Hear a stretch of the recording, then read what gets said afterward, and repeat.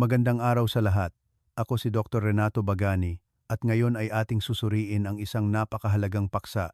Paano gagamitin ang dilaw na luya upang iligtas ang iyong MGA bato? Hindi ba kayo naniniwala? Ang dilaw na luya na mura at madaling makita sa palengke ay ang susi para mailigtas ang ating mga bato na unti-unting nanghihina araw-araw. Kung ang ihi mo ay nagbubula parang sabon, tumataas ang creatinine level, o kailangan mong bumangon ng 3,042 na beses sa gabi para umihi, ito na ang malinaw na senyales na humihingi ng tulong ang iyong mga bato. Sa halip na mabuhay sa takot at pag-aalala tungkol sa dialysis, subukan ninyong pakinggan at sundin ang 6 na paraan ng paggamit ng luya na ibabahagi ko ngayon, lalo na ang paraan, bilang 3 at bilang 6, ay ang dalawang pangunahing pamamaraan upang pagalingin ang filter ng bato at suportahan ang natural na detox na halos 90% ng mga pasyente ay hindi napapansin. Tara na't alamin natin ng detalyado. Ako si Dr. Renato Bagani ng channel. Masaya akong makita kayo muli sa video na ito. Sa higit sa 35 taon ng aking propesyon, hindi ko makalimutan ang kaso ni Mang Jose, 69 taong gulang. 3 buwan na ang nakakaraan, lumapit siya sa akin na lubos na nag-aalala dahil ang kanyang creatinine level ay umabot na sa halos 200. Ang kanyang mga binti ay namamaga. Binalaan na siya ng kanyang doktor na nasa panganib siya ng stage 3 kidney failure. Ibinahagi ni Mang Jose sa akin na hindi siya takot sa sakit o paghihirap, kundi takot siyang maging pabigat sa kanyang mga anak. Bukod sa pagsunod sa gamot, itinuro ko kay Mang Jose ang 6 na simpleng paraan ng paggamit ng luya sa bahay. Ang ikinagulat ko ay pagkatapos lamang ng 12 buwan ng pagtitiyaga, tumawag siya sa akin at ibinahagi na, "Dok, hindi na namamaga ang aking mga binti. Nakakatulog na ako ng mahimbing hanggang umaga at nang magpatingin ako muli, bumaba na ang kidney level ko. Gumagaan na ang pakiramdam ko. Ngayon, tuturuan ko kayo kung paano gawin ang eksaktong ginawa ni Mang Jose na simple at mura at kayang gawin ng lahat sa kanilang kusina." Marami sa inyo ang nagtataka kung paano nakakabuti sa bato ang luya na kilalang mainit. Upang maging panatag kayo at hindi mag-alala, ipapaliwanag ko ng maikli at madali ang siyentipikong mekanismo sa likod nito. Kapag mahina ang bato, ang glomerular filter ay karaniwang may tago at matagal ng pamamaga at barado ng dumi na naipon sa dugo. Sa luya, mayroong napakahalagang aktibong sangkap na tinatawag na curcumin, na parang isang tahimik na manggagamot na may 3 mahalagang tungkulin. Una, ito ay isang natural na anti-inflammatory na nagpapagaan at nagpapagaling sa maliliit na pinsala sa glomerular filter, kaya nababawasan ang pag-ihi ng protina at pagbubula ng ihi. Pangalawa, ang curcumin ay isang malakas na antioxidant na nagtatanggal ng free radicals na tumutulong sa katawan na ilabas ang creatinine at toxins ng mas madali. At hindi gaanong mahalaga, ang luya ay nakakatulong na mapabuti ang microenvironment sa loob ng bato na nagbibigay ng pagkakataon sa mga selula ng bato na magpahinga at magpagaling ayon sa biological rhythm. Kapag ang loob ng bato ay gumaling, ang daloy ng dugo sa bato ay nagiging mas matatag, ang proseso ng pagsasala ay nagiging mas maayos, at unti-unting nababawi ng bato ang kakayahang panatilihin ang tubig at sustansya, at ang katawan ay gagaan. Malinaw na ang mekanismo, at pagkatapos nito, didiretso na tayo sa pinakamahalagang praktikal na bahagi, ang tamang 6 na paraan ng paggamit ng luya upang suportahan ang ligtas, matatag, at pangmatagalang paggaling ng bato. Paraan 1. Tradisyonal na turmeric tea. Pagpapagaling ng bato simula umaga. Sa pagdinig nito, marami sa inyo ang mag-iisip, "Ay, alam ko na ang luya. Ginagamit iyan para sa sakit ng tiyan. Paano naman iyan makakaapekto sa bato?"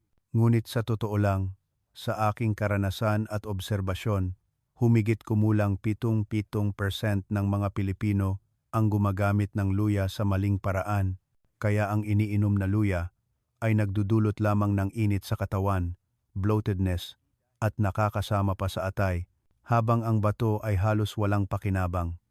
Maling pagpili ng luya, maling dosis, at higit sa lahat maling oras.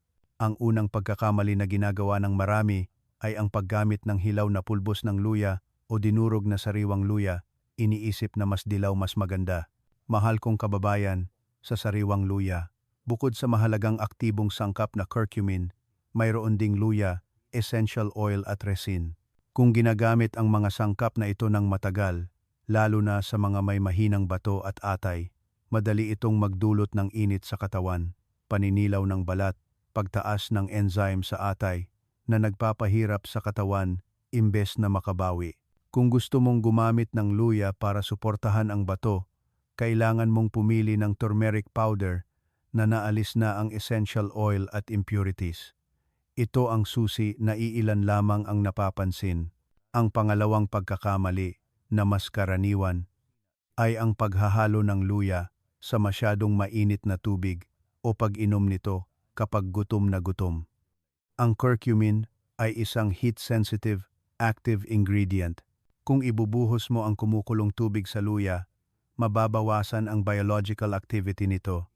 Kung iinom ka ng luya kapag gutom na gutom, lalo na sa mga matatanda, madali itong magdulot ng pananakit ng tiyan, pagduduwal, pagkahilo, na magpapapigil sa iyo na uminom, gayong hindi naman kasalanan ng luya.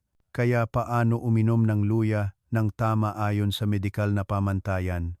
Tandaan ang pangunahing formula na ito, dahil ito ang unang hakbang upang ang luya ay maging nakapagpapagaling na gamot, hindi mainit na pampalasa. Hakbang 1.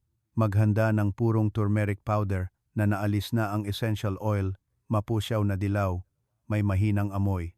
Gumamit lamang ng kalahating kutsarita, katumbas ng 1,1.5 gramo ng natural na curcumin.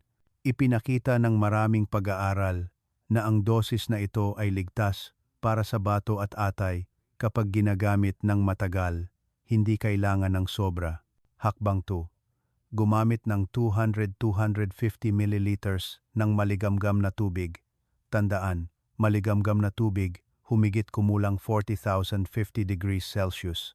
Dapat komportable sa kamay, hindi mainit. Ang temperaturang ito ay nakakatulong sa curcumin na mas matunaw nang hindi nasisira ang biological activity nito. Haluin ng mabuti hanggang matunaw ang luya. Ang tubig ay magkakaroon ng mapusyaw na dilaw na kulay at mahinang amoy. Hakbang 3. Ang oras ng pag-inom ay napakahalaga. Ang gintong oras ay mula 7 a.m. hanggang 9 a.m. pagkatapos mong kumain ng kaunting almusal o uminom ng maligamgam na tubig. Ito ang oras na nagsisimulang gumana ang digestive system at ang atay at bato ay nagsisimulang mag-detox sa araw. Ang pag-inom ng luya sa oras na ito ay nakakatulong na mabawasan ang pamamaga sa glomeruli, sumusuporta sa pagpapatatag ng filter, at sa gayon ay unti-unting binabawasan ang pagbubula ng ihi at pagkawala ng protina sa ihi.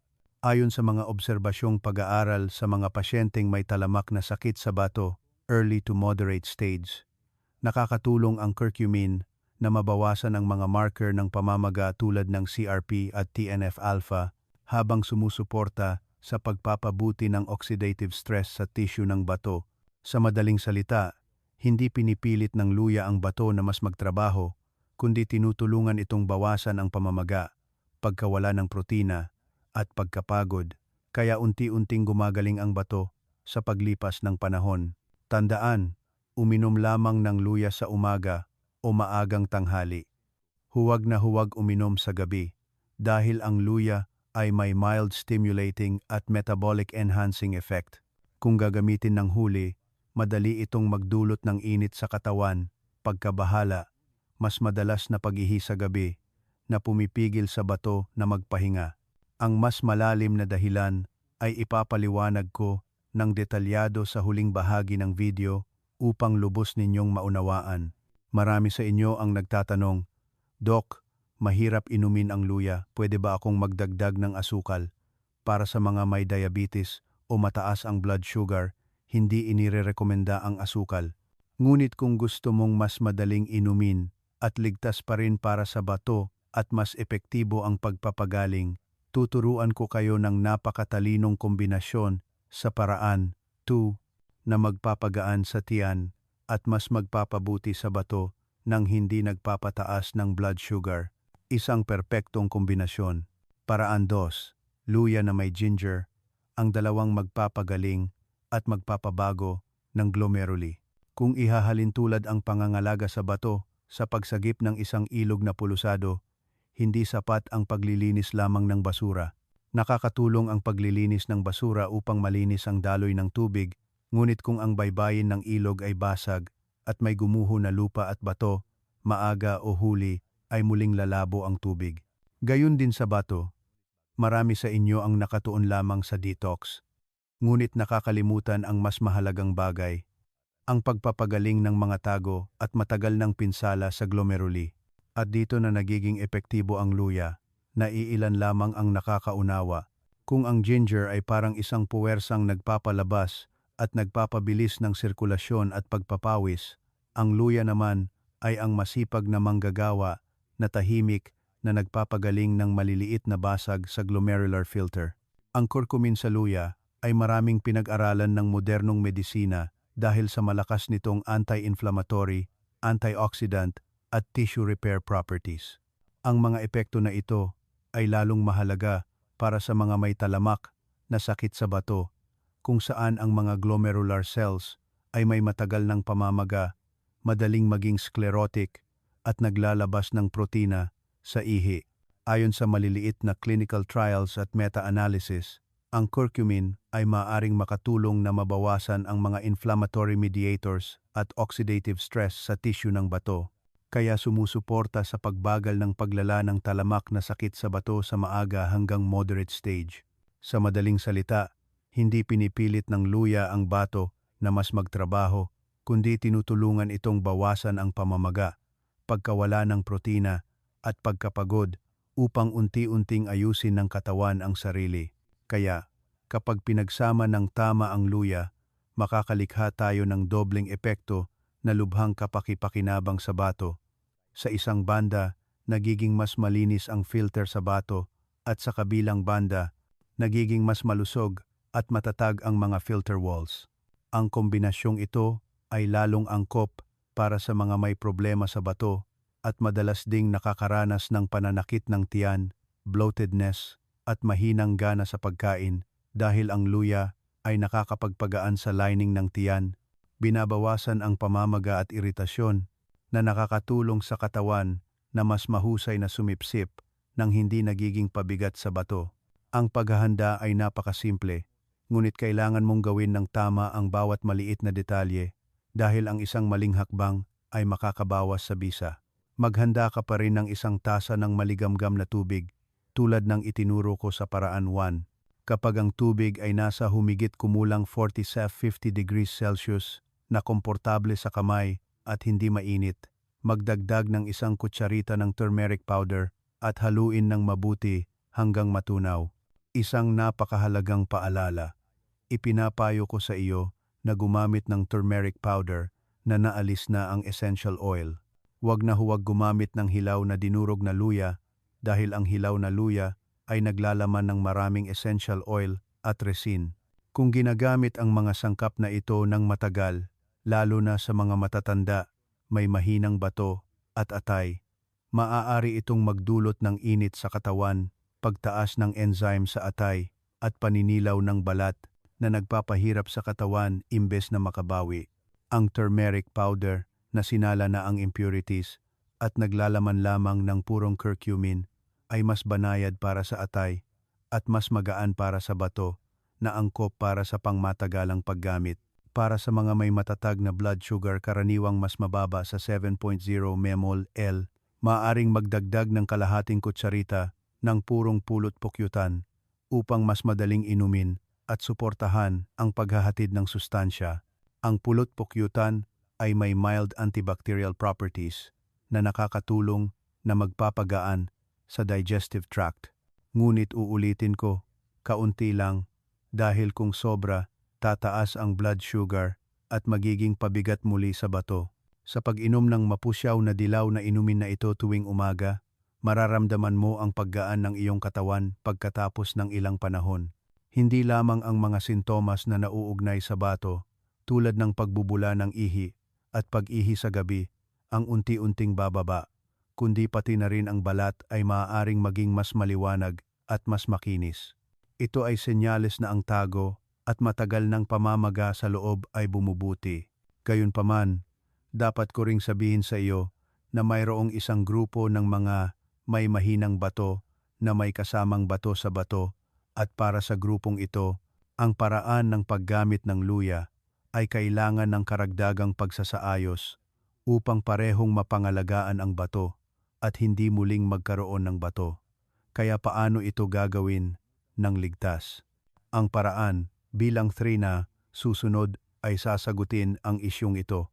Tiyaking sundin mong mabuti upang maiwasan ang maling paggamit. Paraan 3. Luya na may pure honey. Nagpapagaan ng pamamaga. Nagbabawas ng bubbling urine mula sa ugat.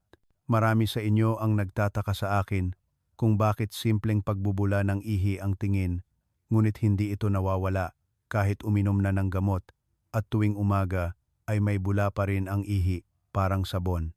Mahal kong kababayan, sa maraming kaso, ang pagbubula ng ihi ay hindi lamang dahil sa pagkaing maalat o kakulangan ng tubig, kundi isang senyales na ang glomerular filter ay namamaga at naglalabas ng protina. Kapag nasira ang filtering layer na ito, ang mga molecules ng protina na dapat manatili sa dugo ay lumalabas sa ihi na bumubuo ng matagal at mahirap mawala na bula. Sa paraang ito, patuloy na gumaganap ang luya ng sentral na papel sa curcumin na may napakalakas na localized anti-inflammatory properties. Pinipigilan ng curcumin ang mga inflammatory mediators na nagpapagaan sa tago at matagal ng pamamaga sa glomeruli. Sa gayon, nakakatulong ito na maging mas sarado ang filter at mabawasan ang pagkawala ng protina. Sa madaling salita, hindi pinipilit ng luya ang bato na mas magsala, kundi tinutulungan ito ang mga filter pores na unti-unting sumara, kaya ang ihi ay magiging mas malinaw at mas kaunti ang bula sa paglipas ng panahon. Kapag pinagsama pa sa purong pulot pukyutan, mas suportado pa ang epektong ito. Naglalaman ang pulot pukyutan ng natural enzymes at polyphenol compounds na may mild antibacterial properties at antioxidants na nakakatulong na mapabuti ang urinary tract environment at digestive system.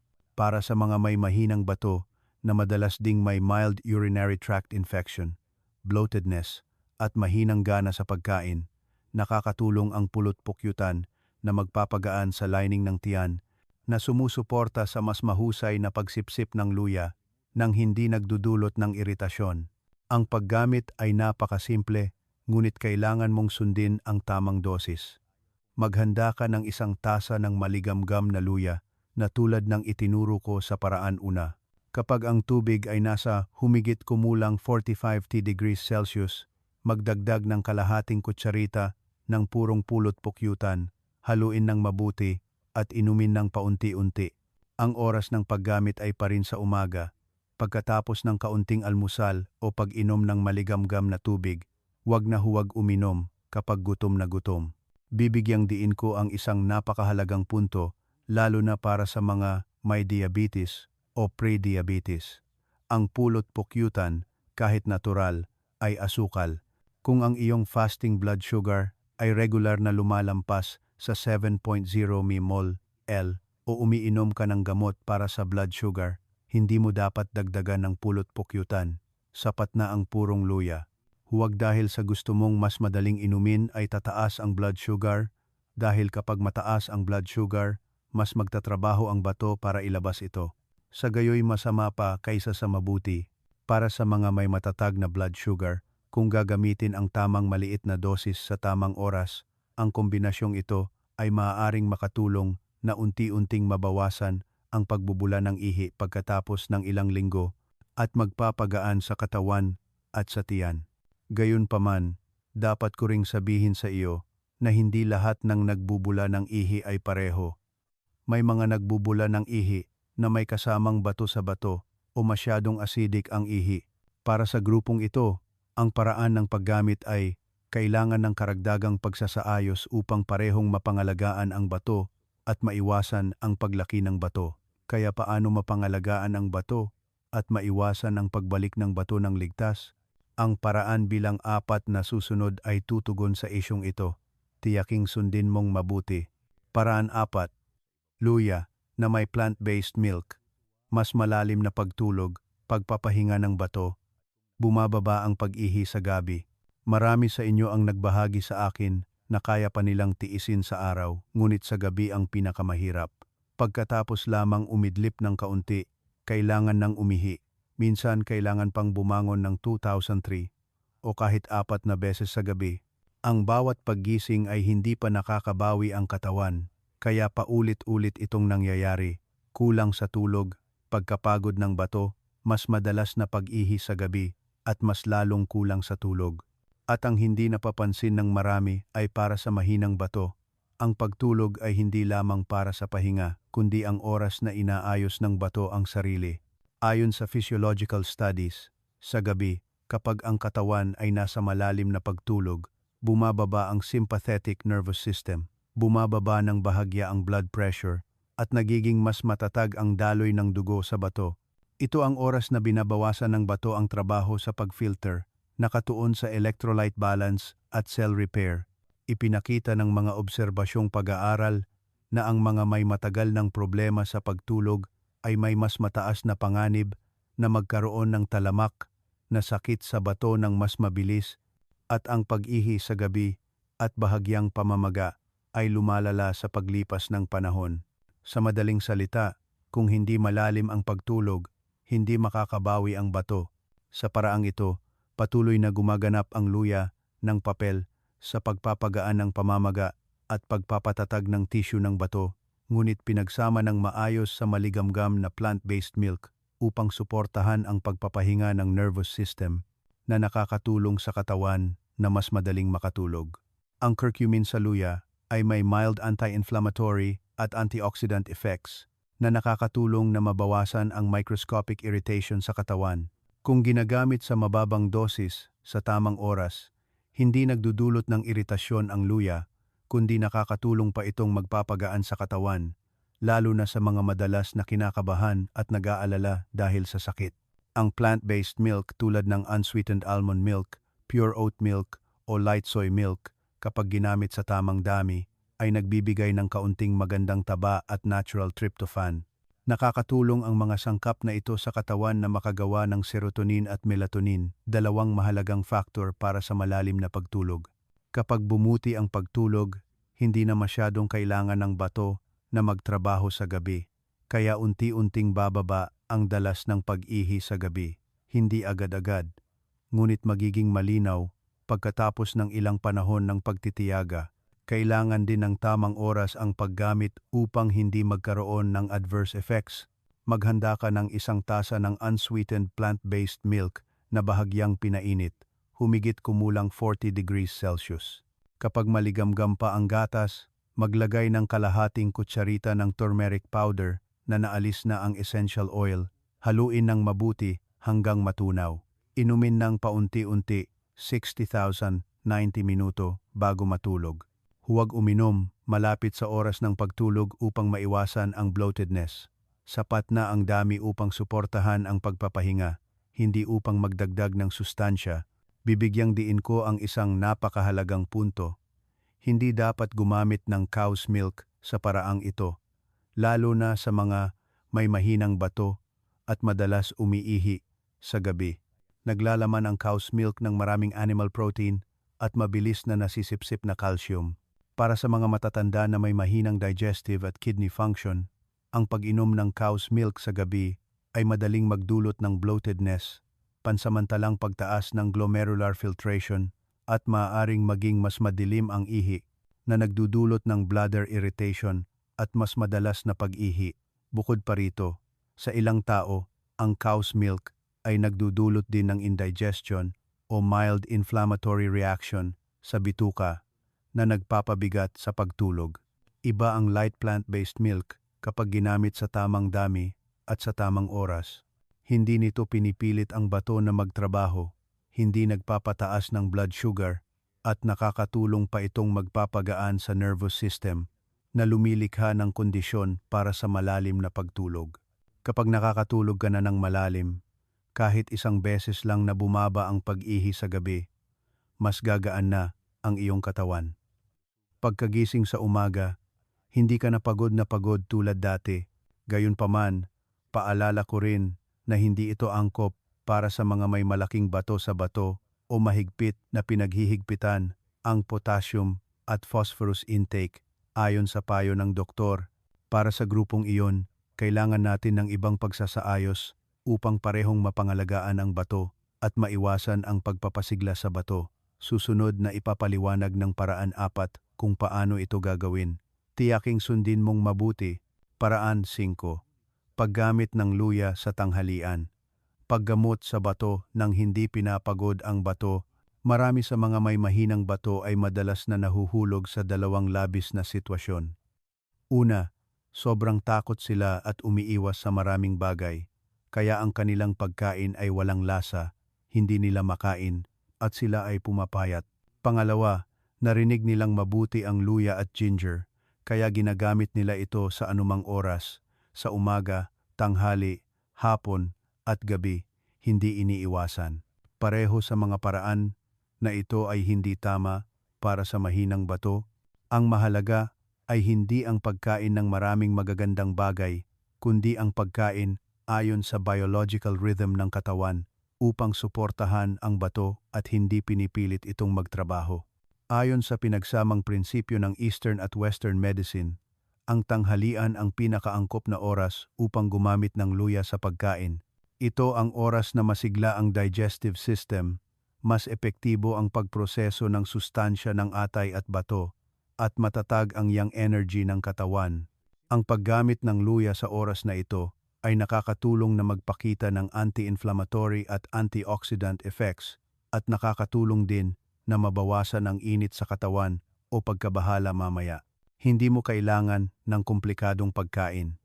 Sa mga Pilipino, mayroon ng mga pagkain na angkop na gamitin ang luya bilang mild na gamot. Halimbawa, ang pinakasimpleng steamed fish na may luya. Ang isda ay steamed hanggang maluto, nilagyan ng kaunting dinurog na sariwang luya o turmeric powder na inihasik sa ibabaw ng isda bago i-steam. Ang isda ay madaling matunaw na protina na mas kaunti ang bigat sa bato kaysa sa red meat. Kapag pinagsama sa luya, ang pagkain ay parehong nakakatulong na mabawasan ang mild inflammation sa katawan at sumusuporta sa digestion na naglilimita sa bloatedness pagkatapos kumain. Ang isa pang madaling gawin ay ang light vegetable soup na may luya. Halimbawa, kalabasa soup o mustasa soup na niluto na may manipis na hiwa ng luya. Sapat na ang dami ng luya upang magbigay ng bahagyang amoy, hindi kailangan ng sobra upang maiwasan ang init. Ang mga sopas na ito ay nakakatulong na magbigay ng tubig at natural na mineral habang sumusuporta sa bato na mag-detox ng malumanay nang hindi nagdudulot ng malaking filtering pressure. Ang mahalagang punto na gusto kong tandaan mo ay ang luya sa pagkain ay dapat lamang gamitin sa tanghali o maagang hapon. Huwag na huwag gumamit ng luya sa hapunan. Ang dahilan ay napakalinaw. Ang gabi ang oras na kailangan ng katawan na mag-ipon ng enerhiya sa loob upang magpahinga at mag-repair. Ang luya ay may stimulating at metabolic enhancing effect. Kung gagamitin ng huli, madali nitong gisingin ang katawan sa maling oras na nagdudulot ng init sa katawan, hirap sa pagtulog, mas madalas na pag-ihi sa gabi na pumipigil sa bato na magpahinga. Hindi aksidente na may mga kasabihan sa ating kultura tulad ng ang gamot na ginagamit sa maling oras ay nagiging lason. Gayun din sa luya, kung ginagamit sa tamang oras, ito ay nakapagpapagaling na gamot. Kung ginagamit sa maling oras, lalo na sa gabi, ang luya ay hindi sinasadyang nakakagulo sa biological rhythm na nagpapapilit sa bato na magtrabaho sa oras na dapat itong magpahinga. Tandaan lamang ang isang napakasimpleng prinsipyo, gumamit ng luya sa araw upang pangalagaan at sa gabi ay hayaan ang bato na magpahinga. Sa pagsunod lamang sa prinsipyong ito, ang pagkain ay magiging isang banayad na gamot na nakakatulong sa katawan na unti-unting lumakas nang hindi pinipilit o sobrang nag-aalala. Gayunpaman, marami pa rin sa inyo ang nagrereklamo na kahit na maingat sa pagkain at pag-inom, masakit pa rin ang likod at nanlalamig ang gulugod, lalo na kapag nagbabago ang panahon. Ito ay isa ring napakaraniwang senyales sa mga may mahinang bato, kaya paano mapangalagaan ang bato at painitin ang lower back area para maging mas komportable. Ang paraan, bilang 6 na susunod ay tutulong sa inyo na maunawaan at gawin ito ng tama. Paraan 6, paggamit ng luya sa balat, pagpapainit ng lower back, pagpapagaan ng sakit at pananakit mula sa ugat. Mahal kong kababayan, ang mahinang bato ay karaniwang may isang katangian. Hindi ito laging masakit ng matindi. Ngunit ang lower back area ay laging bahagyang nanlalamig, lalo na sa gabi o kapag nagbabago ang panahon. Kahit magpa-x-ray ka ng buto, walang nakikitang degeneration, ngunit masakit pa rin ang likod at mahirap bumangon at umupo. Mahal kong kababayan, sa Eastern Medicine, mayroong malinaw na konsepto. Ang lower back ay ang tahanan ng bato. Ibig sabihin, kung malusog ang bato, mainit ang likod. Kung mahina ang bato, nanlalamig at masakit ang likod. Kapag humina ang bato, bumababa ang blood flow sa lower back area at ang mga muscles at ligaments sa paligid ng spine ay hindi sapat na napananustusan, na nagdudulot ng tago at malalim na sakit, hindi matulis na sakit tulad ng acute bone and joint disease. Kung umiinom lamang ng gamot at hindi pinapansin ang pagpapainit at pagpapalusog sa lugar na ito mula sa labas, ang epekto ng paggaling ay magiging napakabagal at dito na nagiging epektibo ang luya na ginagamit sa balat. Ang curcumin sa luya kapag ipinahid sa balat ay may localized anti-inflammatory effect, pinapataas ang blood circulation sa ilalim ng balat at pinapainit ang tissue. Sa gayon, nakakatulong ito na mas maayos ang daloy ng ki at dugo sa paligid ng bato. Ang pakiramdam ng init na kumakalat ay hindi lamang nakakatulong na mabawasan ang sakit at pananakit, kundi lumilikha rin ng kondisyon upang mas madaling huminga ang bato, lalo na sa mga madalas na nanlalamig ang likod, takot sa hangin, at takot sa aircon. Gayunpaman, ang paraang ito ay epektibo lamang kung ginagawa ng tama ang teknik at dosis. Kung mali ang paggawa, madali itong magdulot ng init o iritasyon sa balat, lalo na sa mga matatanda na manipis ang balat. Kailangan mong bigyang pansin ang bawat hakbang. Una, maghanda ng turmeric powder na naalis na ang essential oil. Huwag na huwag gumamit ng hilaw na dinurog na luya o direktang sariwang luya sa balat. Ang hilaw na luya ay naglalaman ng maraming essential oil at resin na madaling magdulot ng init, pangangati, o kahit paso kung matagal na nakalagay. Susunod, paghaluin ang 1 kutsarita ng turmeric powder na may 1,002 kutsarita ng banayad na carrier oil tulad ng purong coconut oil o sesame oil. Haluin ng mabuti upang maging isang bahagyang makapal na paste. Nakakatulong ang carrier oil na maghatid ng sustansya na nagpapababa sa panganib ng iritasyon. Bago ipahid sa likod, subukan ang reaksyon ng balat sa pamamagitan ng pagpahid ng kaunting paste sa loob ng pulso o sa likod ng tainga. Maghintay ng humigit kumulang 10,015 minuto. Kung hindi nararamdaman ang init, pangangati, o matinding pamumula, maaari nang gamitin sa lower back area. Kapag nagpapahid, kumuha ng sapat na dami at dahan-dahang ipahid sa lower back area sa magkabilang gilid ng spine. Huwag ipahid ng malakas o idiin ng malalim. Ang layunin ay painitin at papagpahingahin, hindi upang pasiglahin ng matindi. Ang ideal na oras ng pagpapahid ay 5,010 minuto. Pagkatapos, hayaan itong nakalagay ng humigit kumulang 15,020 minuto upang masipsip ang luya. Pagkatapos ay punasan ng maligamgam na tuwalya. Hindi mo dapat hayaan ang luya sa balat ng masyadong matagal o magdamag dahil ang balat ng matatanda ay madaling ma-irritate kung matagal na nakalantad. Ang pinakaangkop na oras upang gawin ito ay sa hapon o maagang gabi, mga 1,002 oras bago matulog, upang ang likod ay maging mainit ngunit hindi masyadong mapukaw ang katawan.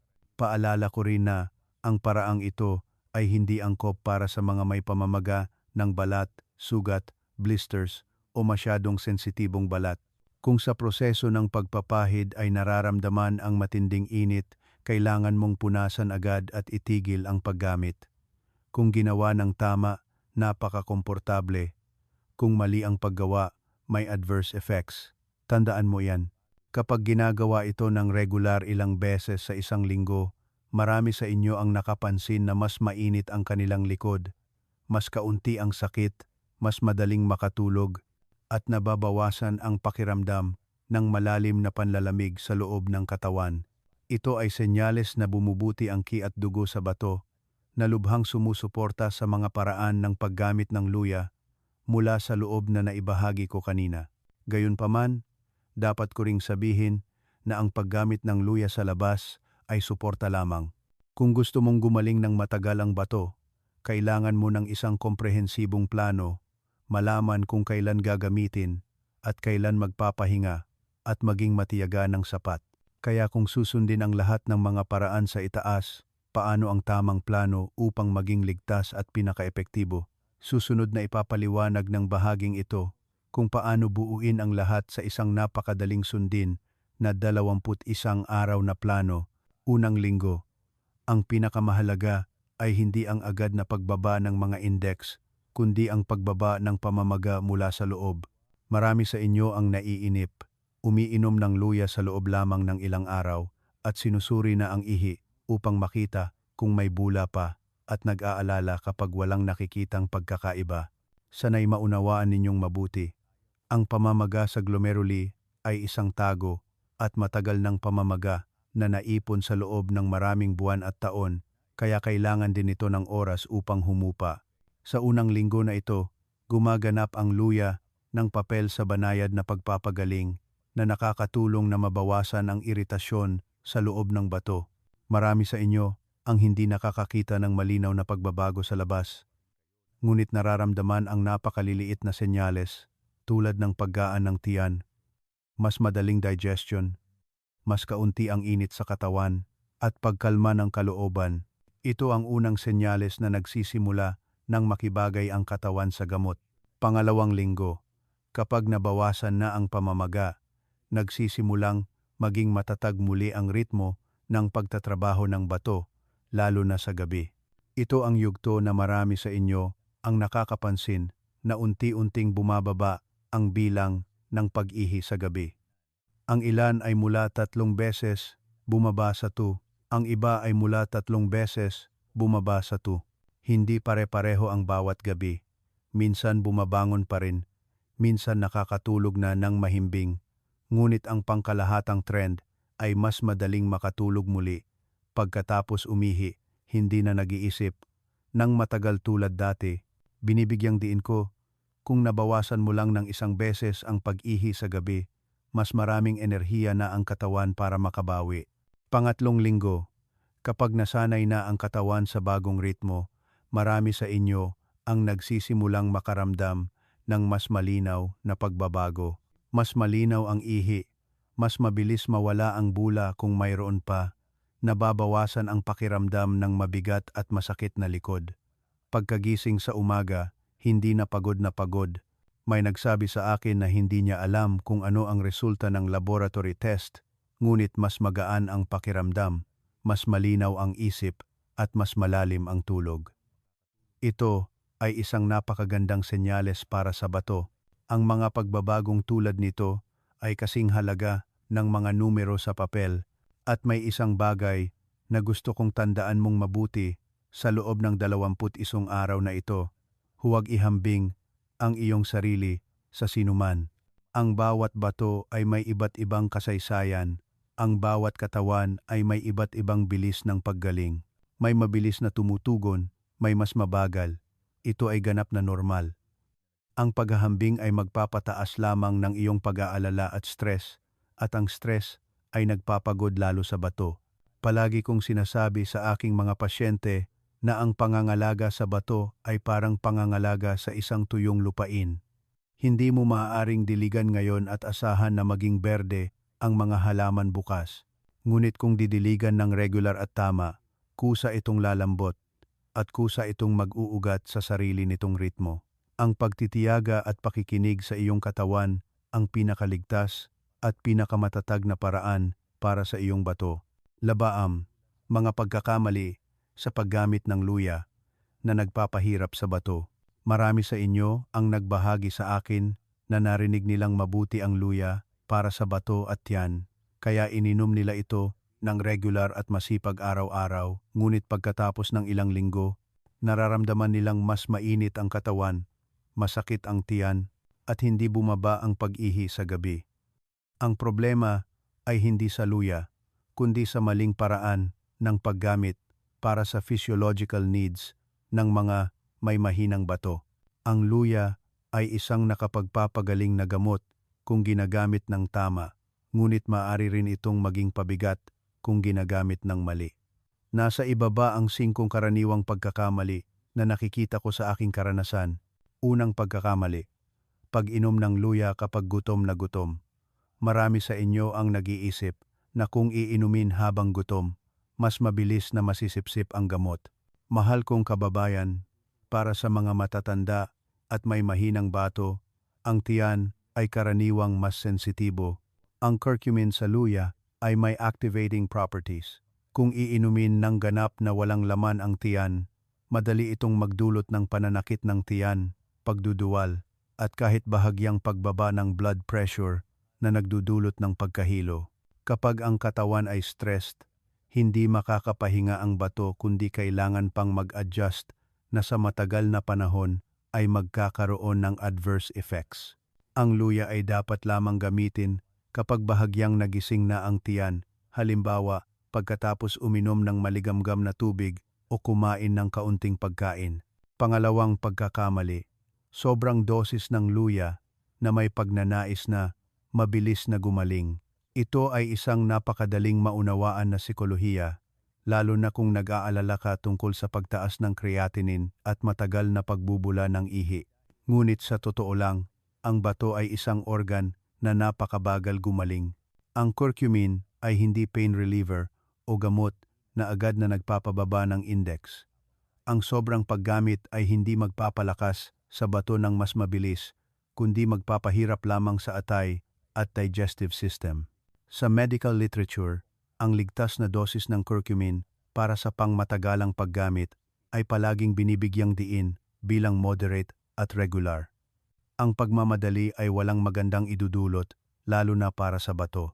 Pangatlong pagkakamali, pagsasama ng luya sa herbal wine o fermented wine.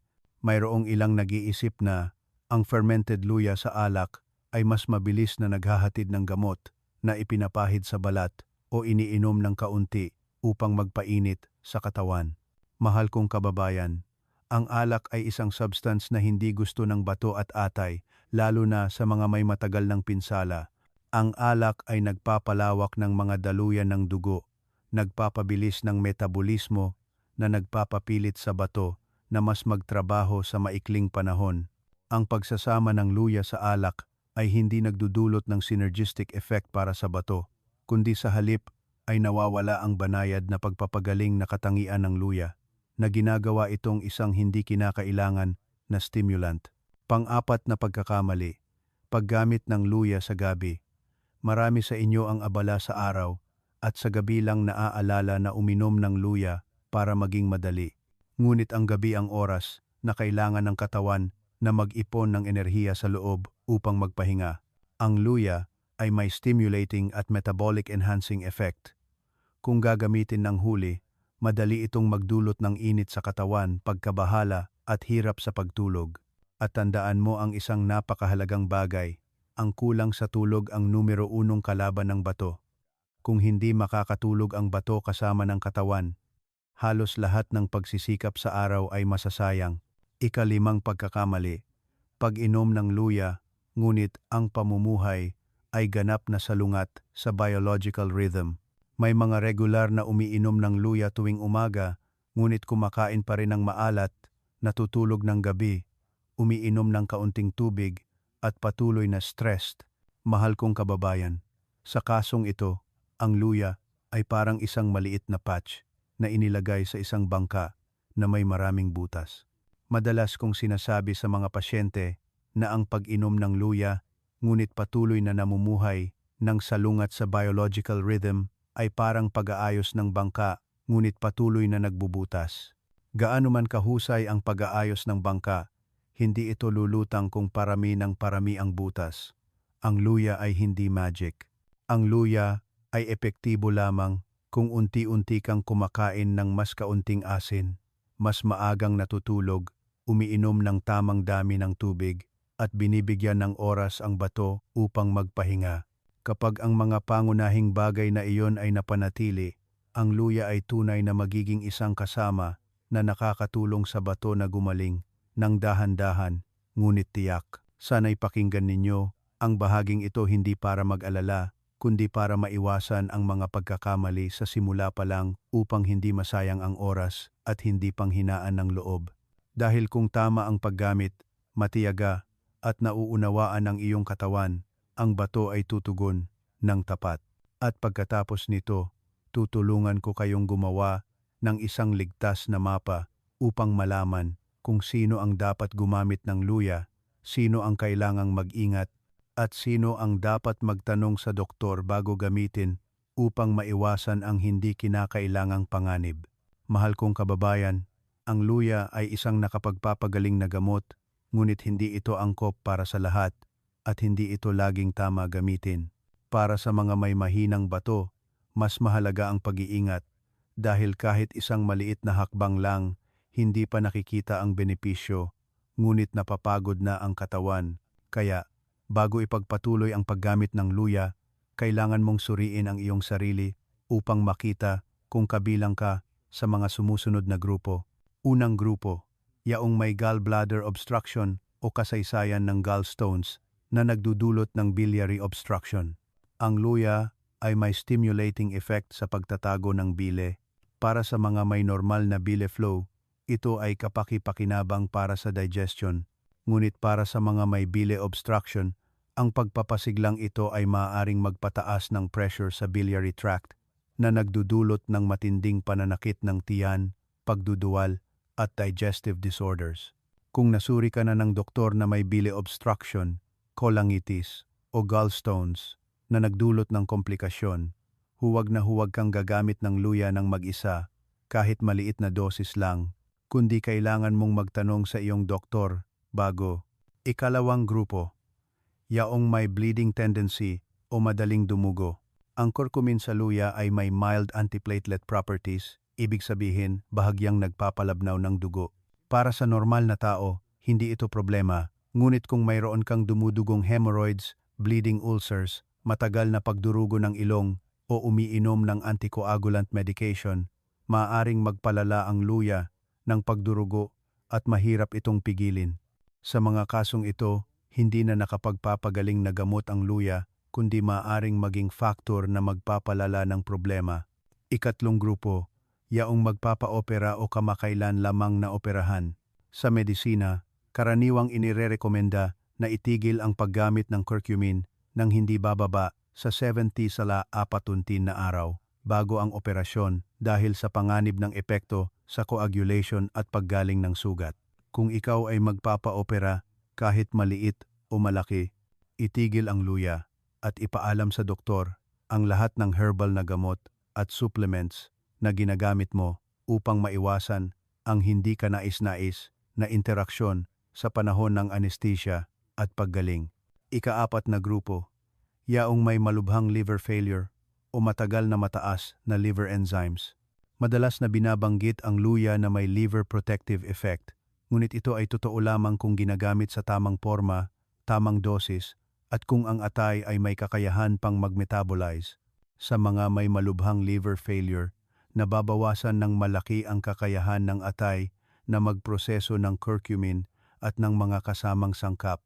Ang paggamit ng luya sa kasong ito ay maaring mag-overload sa atay na nagdudulot ng pagkapagod, paninilaw ng balat, at digestive disorders. Para sa grupong ito, hindi ligtas na opsyon ang luya upang gamitin ng mag-isa sa bahay. Bukod sa mga grupong nabanggit, ipinaalala ko rin na ang mga umiinom ng maraming Western medicines ng sabay-sabay, lalo na ang anticoagulants, cancer drugs at immunosuppressants, ay kailangan ding magtanong sa doktor bago gumamit ng anumang herbal na gamot kasama na ang luya. Hindi laging banayad ang herbal na gamot tulad ng iniisip natin, lalo na kung pinagsama sa gamot. At gusto kong linawin ng malinaw upang hindi kayo malito sa impormasyon sa labas. Ang luya ay isang suportang pamamaraan, hindi pamalit sa gamot. Sinumang nagsasabi sa inyo na uminom ng luya at itapon ang Western medicine, blood pressure medicine, diabetes medicine o kidney medicine ay sadyang o hindi sinasadyang nananakit sa inyo. Ang bato ay isang mahalagang organ, hindi lugar upang subukan ang kapalaran. Ang luya ay magiging epektibo lamang kung inilalagay sa tamang posisyon, sumusuporta sa pagpapagaling at pagpapagaan ng pamamaga na nakakatulong sa katawan na gumaling ng dahan-dahan ngunit tiyak, kasabay ng reseta ng doktor. Kapag nauunawaan ninyo ng tama ito, ang luya ay tunay na magiging isang ligtas na kasama sa pagpapanatili ng malusog na bato sa mahabang panahon. Ngunit sa buong video na ito, hindi ko inaasahan na matatandaan ninyo ang napakaraming bagay upang mas madaling tandaan. Una, ang luya ay ginagamit upang pagalingin, hindi upang pilitin. Hindi nito pinipilit ang bato na mas magtrabaho, kundi tinutulungan itong bawasan ang pamamaga at iritasyon upang ayusin ang sarili ayon sa ritmo nito. Pangalawa, ang paggamit sa tamang porma, tamang oras, at tamang dosis ay mas mahalaga kaysa sa paggamit ng maraming luya. Hindi kailangan uminom sa buong araw at lalong hindi kailangan uminom ng mabilis. At pangatlo, ang 21 araw ng pagtitiyaga ay sapat na haba ng pag-uusap upang tumugon ang katawan. Maaaring hindi ito agad-agad, ngunit napakatapat. Sana'y hindi ninyo pilitin ang inyong sarili na maging tulad ng iba. Huwag ihambing ang mga index sa iba. Huwag ihambing ang bilis ng paggaling sa inyong kapitbahay o sa mga tao sa online. Ang bawat bato ay may iba't ibang kasaysayan, kaya kailangan din nito ng sarili nitong ritmo ng paggaling. Sapat na kung ngayon ay mas tama ang ginawa mo kaysa kahapon, kung sa kalooban mo ngayon ay naiisip mo na, oo, maaari akong magsimula muli, mas dahan-dahan, mas banayad sa aking katawan. Gusto kong imbitahan kang gumawa ng isang napakaliit na bagay. Mag-comment ng magsisimula ako ngayon, hindi para mangako sa akin, kundi para paalalahanan ang iyong sarili na mula ngayon, pinipili mong alagaan ang iyong katawan ng may kaalaman, hindi ng may takot, at upang malaman ko na sa paglalakbay na ito, hindi ka nag-iisa. Oo, sa susunod na video, ibabahagi ko sa inyo ang 5 napakapamilyar na pagkain sa gabi na kung gagamitin ng tama ay makakatulong sa bato na tunay na magpahinga, mas malalim na pagtulog, mabawasan ang pag-ihi sa gabi, at paggising sa umaga ay hindi na pagod. Ang mga ito ay napakaliit na bagay, ngunit napakahalaga sa pangmatagalang kalusugan ng bato. Naniniwala ako na kapag dahan-dahan kang namumuhay, mas mapayapa at mas nagmamahal sa iyong katawan araw-araw, hindi ka pababayaan ng iyong bato. Naway maging mapayapa ka palagi sa iyong paglalakbay ng paggaling.